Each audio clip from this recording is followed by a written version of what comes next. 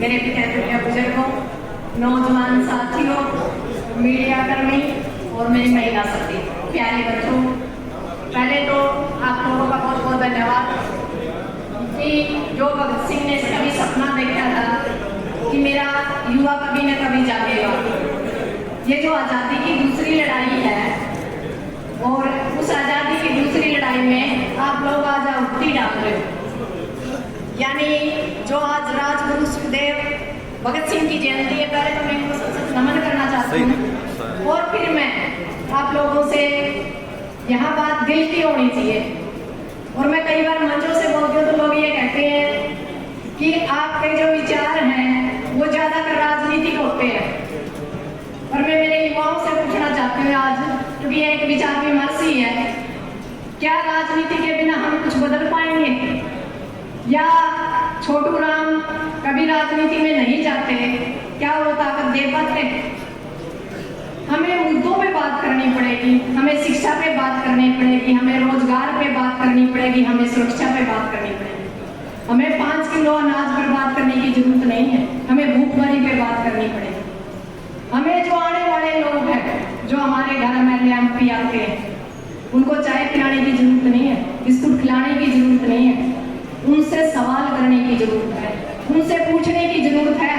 हमने आपको वोट डाला था, आपको 5 साल का कार्यकाल दिया, आपने हमारे लिए क्या किया?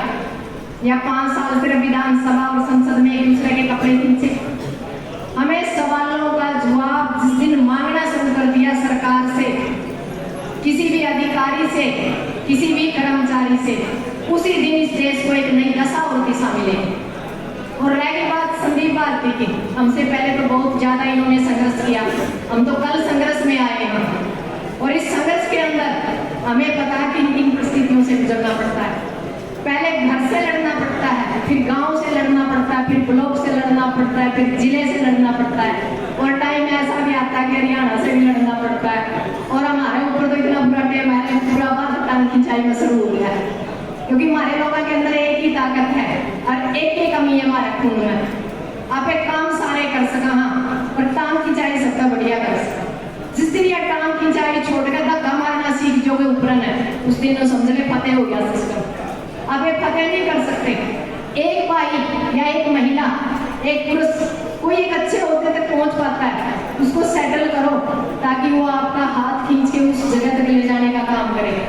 पर हमारे तो एक दूसरे के अंदर ओढ़ लगी रहती है, क्योंकि मैंने एक किसान संगठन के अंदर भी देखा है, मैंने एक ये पारिवारिक मुद्दों में भी देखा है, मैंने एक सामाजिक मुद्दे में भी देखा है, और एक मेरे ख्याल से एक ताजा प्रकरण आप लोगों को पता भी होगा, जो सोशल साइट पे बच्चे देखते हैं, जो भाई देख रहे हैं। क्या हालात ये है कि बुरे की तरफ 100 बंदे खड़े हैं और अच्छे की तरफ 5 खड़े हैं। यदि मेरी जगह कोई और आम महिला होती, शायद वो आज जेल में होती। पर आपने करना ये है, जो चंद महिलाएं इस आंदोलन ने दी हैं, जो चंद युवा इस महिला को, युवाओं को आंदोलन ने पैदा किया है, जो पिछले भाई थे उनको तो मार दिया है किस्म से इस समाज ने, पर जो अब जो लड़ रहे हैं उनको भी मारने की पूरी सिचुएशन तैयार कर रखी है। पहली समस्या तो सरकार कर रही है, दूसरी समस्या कर रही है अपना भाईचारा। हम आज कमेटी में ज्यादा सा विश्वास नहीं कर रहे, खिंचातानी में ज्यादा विश्वास कर रहे हैं। तो मैं तो मेरे युवाओं को एक ही बात कहना चाहूंगी, एक तो यह जमीन बेचनी बंद कर दो, एक युवा विदेशा कहने जाना बंद कर दो। तीसरी बात, मुद्दों पर बात करनी शुरू कर दो। कोई छोटे छोटे लघु उद्योग, जिन लोगों के पास पैसा है उन लोगों से संपर्क करो। कोई छोटे छोटे उद्योग, काम कोई बड़ा छोटा नहीं होता,